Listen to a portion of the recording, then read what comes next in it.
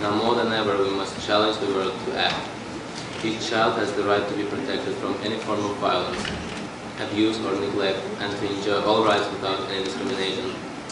Heads of states, leaders of international bodies, business world, and as well as youth leaders and civil society must reaffirm their personal commitment to the protection of children, who are the most vulnerable members of society.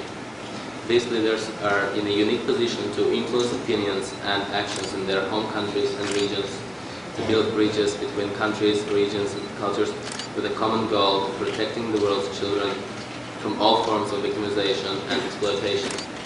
The active participation of all members of society is needed for the effective protection of children.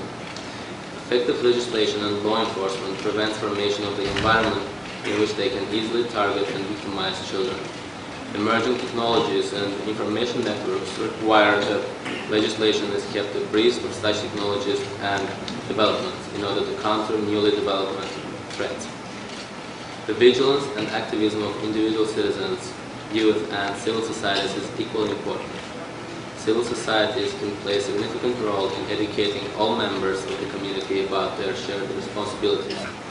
The business community too must shoulder its part of responsibility.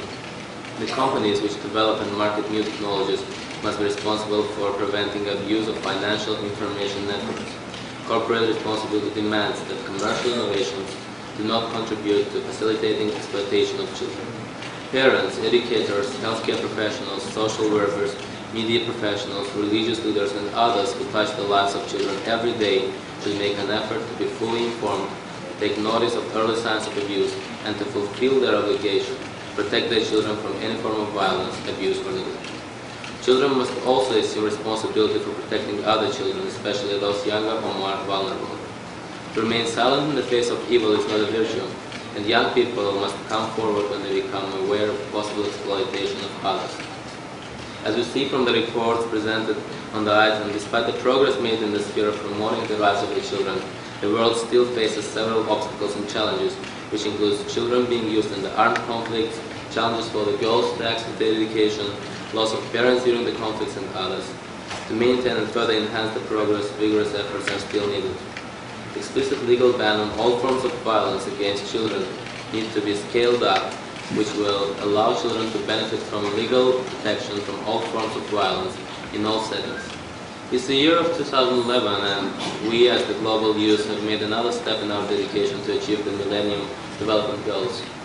Even though the MDG were set more than 10 years ago, there is still a lot of things to be done, implemented, and achieved.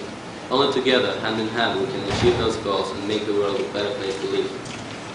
One of the main tools of achieving those goals is education. It could break the poverty, decrease the violence, and lead to the prosperous and progressive world.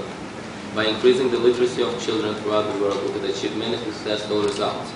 Unfortunately, still an enormous number of children do not get even the primary education, and this happens in the center of the information technologies when the literacy equals the basic needs, as without having basic education, it is impossible to get the flow of information, which is so vital nowadays. At the same time, education empowers. Educated women and young ladies will feel much stronger and with higher self-esteem, which will result in achieving equality and decrease the discrimination of women in different societies. Mr. Chairman, being an Azerbaijani youth representative, I'm proud to say that on behalf of my country, that after obtaining independence early in the 1990s, Azerbaijan has done an enormous leap ahead in improving its social, economic, and political situation in my country. Having a major portion of its population being youth, policies and programs are always implemented with the youth in mind. For example, the youth employment, improvement of social and economic welfare of young people, support to young families through mortgages, help and aid is an illustration of care and support from the government of Azerbaijan. Mr. Chairman, one of the main problems of the youth, as well as our country in general, is the continuing occupation of almost 1/5 of Azerbaijani territories, which made every 9th person in the country a refugee or IDP. Out of the million refugees, a huge portion is children and young people. Many children have grown up in refugee camps or in crowded temporary accommodations, or had to move with their families to the capital city. A major effort has been made in the recent past to solve housing problems for the refugee and IDP population. However, they still face with different problems deriving from the aforementioned protracted conflict. For the last 20 years of the conflict, those children didn't get the required education, living in the constant stress, having the psychological trauma, and being far from their home. At the same time, living in the temporary refugee camps is not good for their health and mental improvement. I hope very soon resolution of the conflict will help those children to raise their own children as good citizens of the world, with a good quality education and global vision. Mr. Chairman, taking into consideration my speech as a sum up, I would like to propose following recommendations. Enact new improved legislation and review existing laws periodically to ensure effective modification of any form of exploitation of children. Make the eradication of child exploitation as a top priority.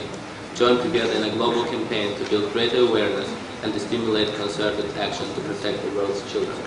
In conclusion, I would like to thank the government of my country, namely Minister of Foreign Affairs, State Committee for Diaspora, Azerbaijani Mission to the United Nations, and the United Nations itself for providing me with this opportunity to speak here today. I believe that the number of young people from different countries participating in the Youth Delegate program will constantly increase, and they will eventually become real and active partners of government in implementing global goals and commitments hand in hand. Thank you.